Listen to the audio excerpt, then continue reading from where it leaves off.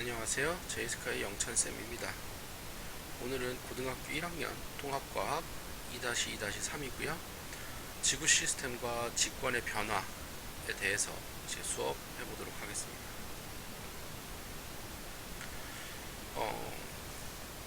일단 이제 직권의 변화는 무엇 때문에 일어나느냐면 여기 있는 이제 지구 내부 에너지 때문에 직권의 변화가 일어나는데 지구에서 쓰는 에너지의 대부분은 알고 있다시피 태양 에너지예요. 태양 에너지가 99.98%인가 985%인가 아마 그럴 거예요. 그러니까 지구에서 쓰는 대부분의 에너지는 태양 에너지인데 아주 극히 일부분 지구 내부 에너지가 있고 뭐 조력 에너지도 있고 이렇게 있는데 그 중에서 이제 지구 내부 에너지에 의해서 이제 직권이 변화한다. 판의 이동이 일어난다 라고 생각을 하면 돼요.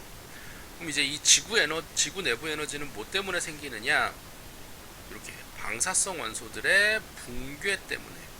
그러니까 이제 자연적으로 만들어질 수 있는 원소인 우라늄보다 이제 좀 가벼운 원소들 중에 이제 방사성 원소들이 존재를 하는데 그런 방사성 원소들은 자연적으로 붕괴를 해요. 그러니까 반감기라고 하는 이름으로 자연적으로 이제 붕괴를 계속 하는데 어디까지 붕괴를 하느냐면 납이 될 때까지 붕괴를 하거든요. 그렇게 이제 계속 붕괴를 하는데, 그러니까 이제 스스로 이제 분열을 일으키는 거죠. 스스로 분열을 일으켜서 이제 붕괴를 하는데 그 붕괴를 하면서 질량이 줄어들고 그 질량 결손에 의해서 질량이 줄어드는 거에 의해서 에너지가 이제 계속적으로 방출이 돼요. 그런 이제 지구 내부 에너지에 의해서 직권이 변한다 라는 거고요. 그 다음에 이제 그 지구 내부 에너지에 의해서 멘틀이 대류를 하는데, 지난 시간에 우리가 봤던 것 중에 이제 뭐가 있냐면 매핵이 있고 이제 지각이 있고 그 사이에 이제 멘틀이 있었어요. 요 멘틀은 요 외핵 근처에서 일어나는 요 방사성 원소의 붕괴나 이런 것들에 의해서 온도가 높고요. 지각 쪽은 온도가 낮아요. 지각 쪽에는 이제 뭐 방사성 원소의 붕괴가 이제 적으니까. 그래서 온도가 높은 외핵에서 이렇게 멘틀이 상승을 하고요. 온도가 낮은 지각 쪽에서 외핵 쪽으로 이렇게 하강을 해요. 이런 식으로 이제 멘틀이 올라갔다 내려갔다 하는 대류를 하고, 요 멘틀 대류에 의해서 요 상부 멘틀하고 지각을 포함한 판이 이동을 한다 라는 거예요. 그러니까 멘틀 대류에 의해서 판이 이동을 한다. 그래서 판의 대류가 일어난다 라는 거고, 요 지구의 이제 그 겉부분은 하나의 이제 딱딱한 판이 아니라, 그러니까 되게 조각조각 여러 개로 나눠져 있는데, 이 판은 어떤 거냐? 이 판은 지각과 상부 멘틀, 이렇게 이제 지각과 상부 멘틀을 더해서 이제 판이라고 불러요.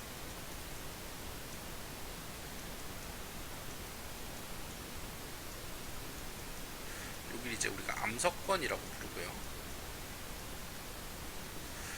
암석권이라고 부르고, 여기 대류하는 부분을 이제 연약권이라고 불러요. 연약한 부분이라고 하나 보죠. 어쨌든 이제 판은 지각이랑 상부 멘틀을 이제 통칭해서 이제 판이라고 하고, 이 판은 두 가지 종류가 존재를 하는데,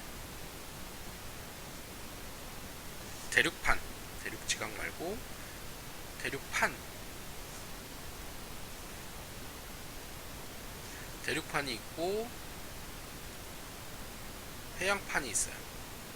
이렇게 이제 두 가지로 이제 구분을 하는데, 대륙판은 일단 이제 두꺼워요. 대륙판은 되게 두껍고, 그 다음에 이제 밀도가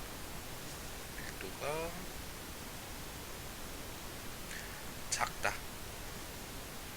대륙판은 두껍고 밀도가 작고요. 해양판은 얇다. 얇고 밀도가 크다. 그래서 대륙판은 규산염 광물이 그러니까 규산염 광물의 성분이 많아요. 규산염 광물 성분이 많아서 되게 가벼워요. 밀도가 작고 가볍다.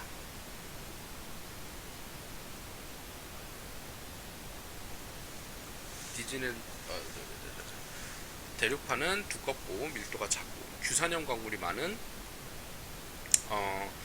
암석으로 따지면 이제 화강암인데 똑같아요. 화강암이랑 이제 성분이 비슷한데 이제 뭐라고 얘기를 하냐면 이제 유문암질로 되어 있다라고 보통 얘기를 하고요. 해양판은 이제 밀도가 크죠.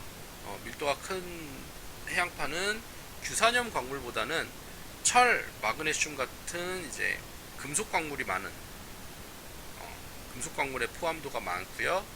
그래서 이제 밀도가 크고 얘는 이제 그 현무암질이라고 얘기를 해요. 이렇게까지 이제 실은 자세하게 하는 거는 지구과학 1에서 이제 자세하게 할 건데 어쨌든 간단하게 여러분 알아두는 게 좋아요. 대륙판은 이제 규산염 SiO2가 많다. 그리고 이제 얘가 이제 유문암 여러분이 아는 걸 화강암일 건데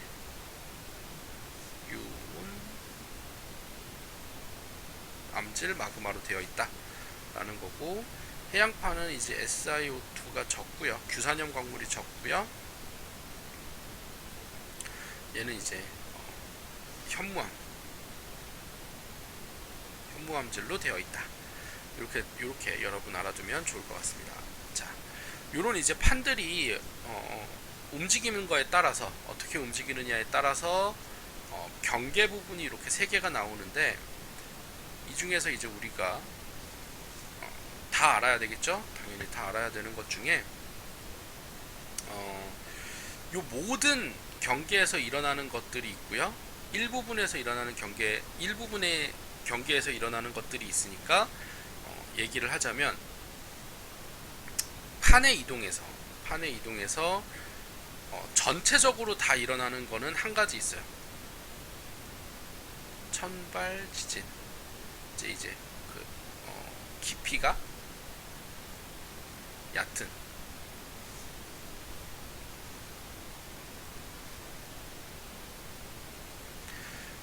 얕은 곳에서, 그러니까 지표로부터 많이 안 들어간 부분이죠. 이게 천발 지진이라고 하는 거는 모든 경계에서 다 일어나요.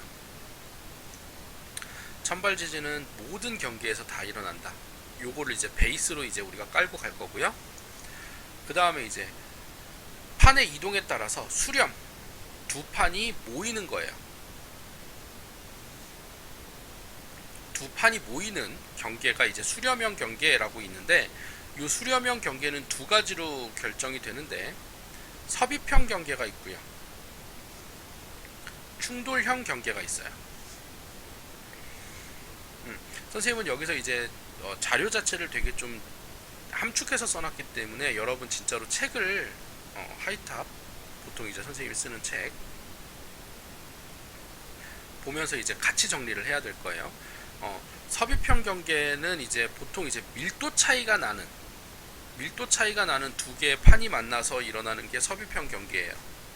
그러니까 이제 보통 이제 해양판이랑 대륙판, 요 해양판과 대륙판이 만나서 생기는 게 이제 섭입형 경계인데,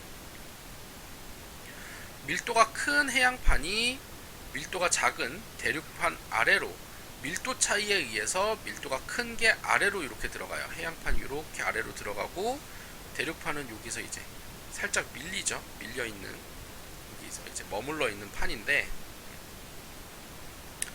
이런 경계의 요 맨 위쪽 여기에 해구가 발생을 해요.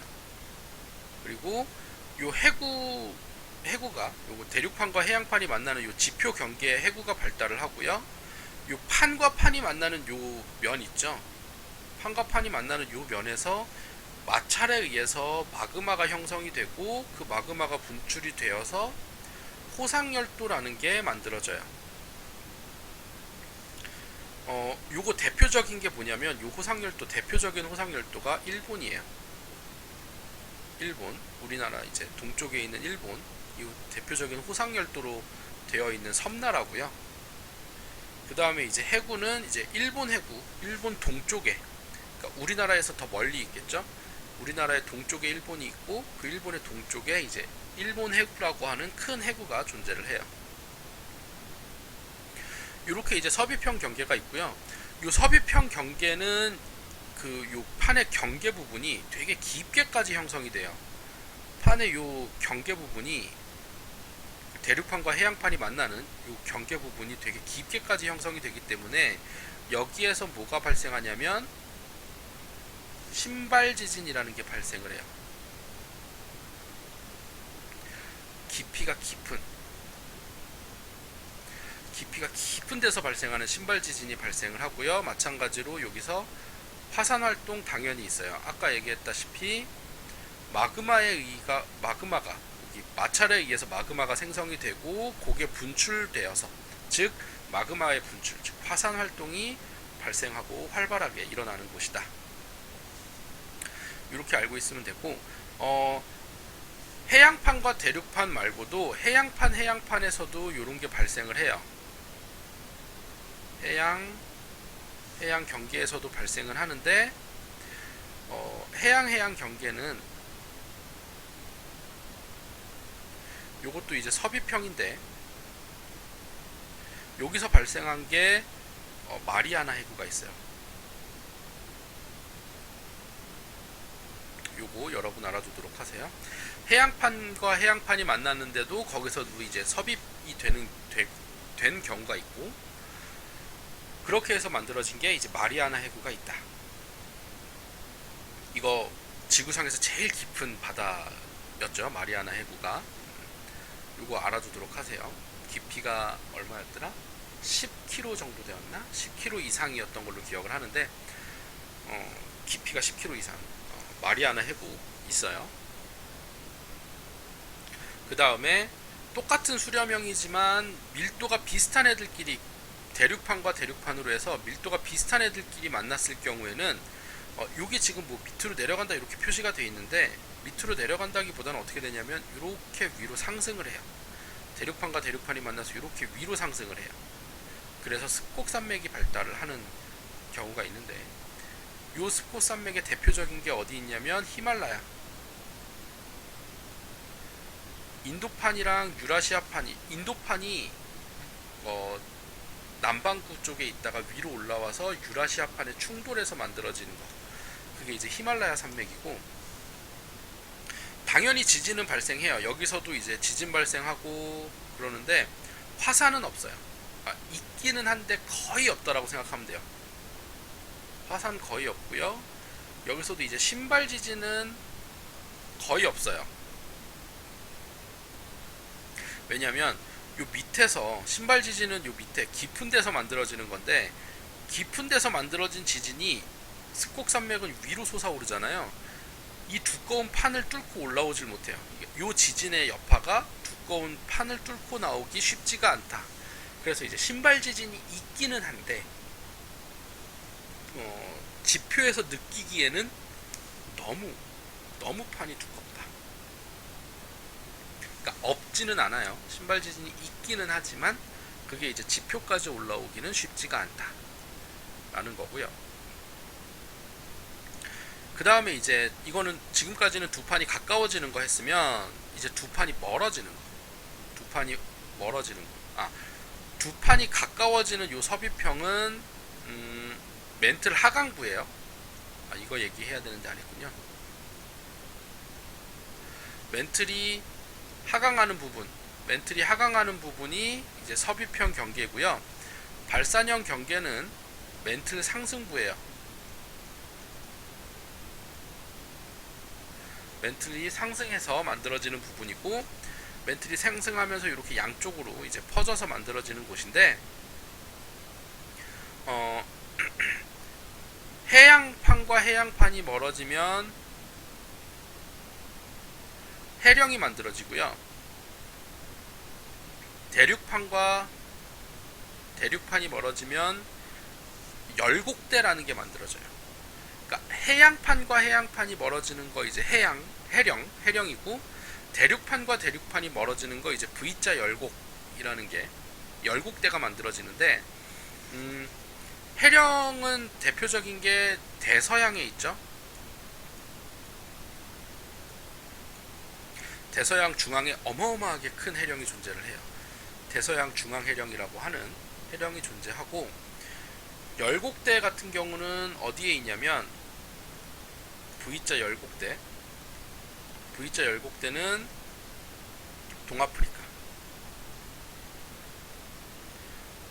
동아프리카 열곡대가 대표적이에요. 동아프리카 열곡대.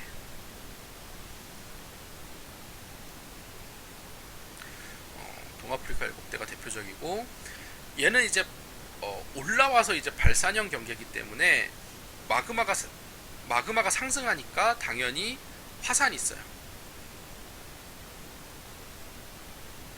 화산 당연히 있을 거고요. 그 다음에 이제 올라오기 때문에 천발 지진만 있어요. 신발 지진은 없어요. 그러니까 신발 지진은 서비평 경계에만 존재를 해요. 신발 지진은 서비평 경계에만 존재를 한다. 이렇게 여러분 생각하면 되고요. 발산형 경계는 화산은 당연히 있고요. 천발 지진이 있고요.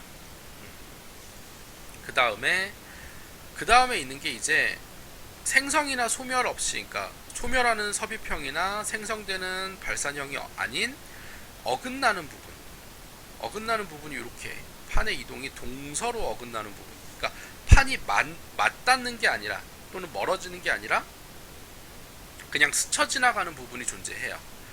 그걸 이제 보존형 경계라고 하는데, 이 보존형 경계는 반드시 발산형 경계랑 같이 일어나요. 해령하고 같이 일어나는데, 여기에서 일어나는 게 여기 요 판의 이동이 서로 반대되는 이 부분, 변환단층이라고 하는 부분이 있고요. 얘는 이제 뭐 마그마하고는 아무런 관련이 없죠. 판이 이제 그냥 스쳐 지나가는 부분이기 때문에 그 마찰에 의한 천발 지진만 발생을 해요. 그래서 이 변환단층은 반드시 발산형 경계랑 같이 있다. 해령 또는 이제 열곡대랑 같이 있는 게 변환단층이다. 이렇게 된다라는 거 여러분 이제 책이랑 같이 해서 잘 정리해 두시고요. 다음 넘어가면, 그럼 이제 그 다음에 나오는 게 이제 그 지각의 변동, 여기 직권의 변화에 의해서 생기는 피해를 볼 건데, 화산에 의한 피해가 있고 지진에 의한 피해가 있어요. 아마 선생님이 실제로 강의를 할 때는 여러분한테 이제 책을 보고 잘 정리를 하라고 얘기를 할 거예요. 정말로 책을 보고 잘 정리를 하면 되고요. 간단하게 그냥 여러 가지 강의, 짧은 시간 동안에 찍는 강의니까 조금만 더 설명을 해주자면, 화산은 마그마가 이제 뚫고 올라오는 거예요. 그러니까 되게 높은 온도의 마그마가 뚫고 올라오는 거기 때문에 당연히 마그마에 의한 피해가 당연히 있을 거고, 그 마그마가 이제 분출돼서 지표로 올라오면 되게 빠르게 식어요. 왜냐면 지표는 온도가 낮으니까 되게 빠르게 식어요. 그렇게 식으면서 화산 쇄설물 같은 것이 나와요. 그러니까 화산 분출물이 나오는데, 화산 쇄설물은 이제 고체, 그러니까 돌멩이라고 생각하면 돼요. 그러니까 마그마가 분출돼서 되게 빠르게 식은 돌멩이들이 있고, 또는 먼지도 있어요. 가스도 있고, 그런 애들이 이제 화산탄 같은 경우는 이제 되게 빠르게 날아와서 이제 피해도 입히고, 사람한테도 피해 입히고, 건물이나 뭐 차 이런 것들에 되게 피해를 많이 입히는 것들이 있고, 그 다음에 이제 분출된 마그마를 다른 말로 얘기하면 용암이라고 부르죠. 그 용암은 당연히 알 거예요. 숲, 건물, 뭐 교통시설 이거 다 태우고 덮어버리는 용암이 있고요. 그 다음에 이제 가스로 나오는 화산가스는 대부분 수증기이긴 한데, 그 말고도 이제 이산화탄소나 이산화황 같은 것들이 있고, 이 가스가 이제 바람을 타고 이동을 시키면서 이제 생물의 성장에 해를 미친다, 이런 거 있고요. 이로움도 있기는 한데, 이로움은 뭐냐, 마그마 속에 포함되어 있던 광물들이 이제 땅을 덮어주면 이제 뭐 생태계를 풍요롭게 하는, 땅을 비옥하게 하는 그런 것들이 있고, 또는 이제 지열 같은 경우는 우리가 일본 생각하면 돼요. 일본은 진짜로 온천이 되게 많아요. 그러니까 왜냐 그 화산 활동이 되게 많기 때문에 그로 인해서 뭐 물이 그러니까 자연적으로 물이 뜨거워지는 이제 지열에 의한 온천이 되게 많이 있죠. 그런 거 있고 그 다음에 이제 지열 발전하는데 쓰이기도 하고요. 그 다음에 화산 지형 같은 경우는 최근에 이제 그 작년인가 재작년인가 그 하와이 섬에 화산 분출해가지고 또 그거 관광객들 되게 많이 모여 있기도 했죠. 그런 거 있고 지진 피해도 당연히 있어요. 지진 피해는 그냥 단순해요. 땅이 흔들리니까 땅 흔들리는 걸로 인해서 도로 건물 붕괴시키고 그 다음에 이제 이게 바다 쪽에서 발생을 하면 이제 해일 쓰나미라고 하는 지진 해일이 이제 있고요. 그거 이제 당연히 대비 잘 해둬야 될 거예요. 지진 대비는 보통 그냥 우리 몸을 보호할 수 있게 탁자 밑으로 들어간다거나 아니면은 넓은 공터로 나가거나 이런 것들이 있어야 된다. 자, 여러분 여기까지 오늘 수업을 마칠 거고요. 잘 복습하시고요. 그 다음에 이제 수업 시간에 요 필요한 내용들 더 보충 설명할 게 있으면 선생님한테 요청하도록 하세요. 오늘 강의 마치겠습니다. 수고하셨습니다.